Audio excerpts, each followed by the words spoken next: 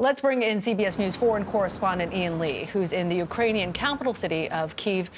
Ian, how are the Ukrainian people reacting to President Zelenskyy coming here into the United States and specifically to the White House?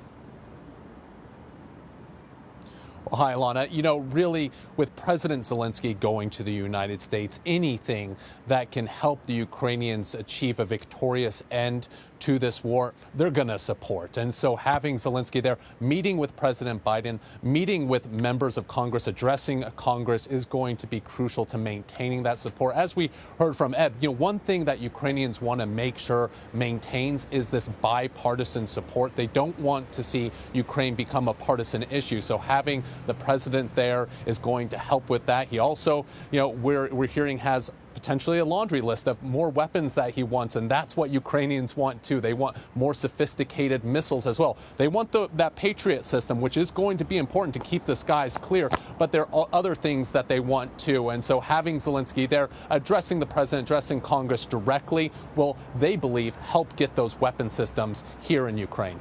All right, Ian, let's widen out a little bit. I want to talk about Russia. The country's defense minister has said that Russia should expand their military presence in Ukraine. So I'm just wondering, at this point, how does the Kremlin see sort of the next phase of the war playing out? Yeah, Jim, let's break that down into two sections. First off, you have President Putin. It's believed that he wants to open up another front in the northern part of Ukraine, getting Belarus involved, an invasion from the north to help spread thin Ukrainian defenses. You know, Ukraine is anticipating this. They've bolstered their defenses in the north with troops and ammunition. And this is something, though, that the Kremlin says that they don't want to do, but they also said they didn't want to invade Ukraine. On the other side, we heard from President Putin today saying that the army basically has a blank check when it comes to weapons and kit. And so that's something that the Russians have been lacking, really, those sophisticated weapons in the quantity that they need, but also just the basic supplies and equipment for the troops. And he said that the military has whatever they can get, they will be provided that. This also may be a bit of a domestic message as well, because we've seen on social media Russian soldiers complaining about not having the right equipment, the right weapons, or the right cold weather gear. It is cold right now. And so that could be a message to the people that he is hearing them, that he's going to get the soldiers what they need to be on the front line as they try to expand this war.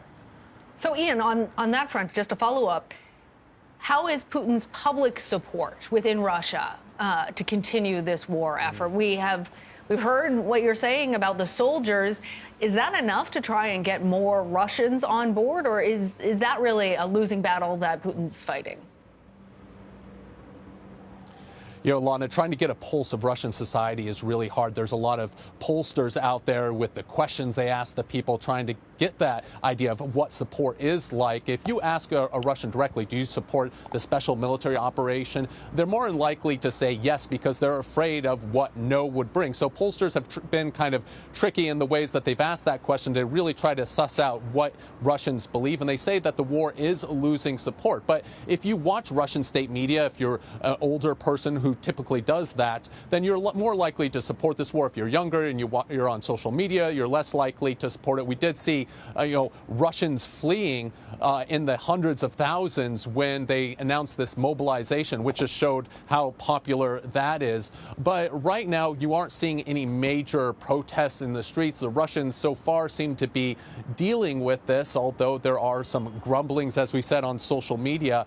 But, you know, Russia does have a history of having disastrous wars that lead to political change. Not saying that is going to happen here, but it is a possibility. And so that is something that people are going to be watching. Can Putin maintain the support of the Russian people? Russians know their history. Yeah, that's for sure. All right, Ian Lee reporting for us from Kyiv. Thanks so much for your insight. Appreciate it.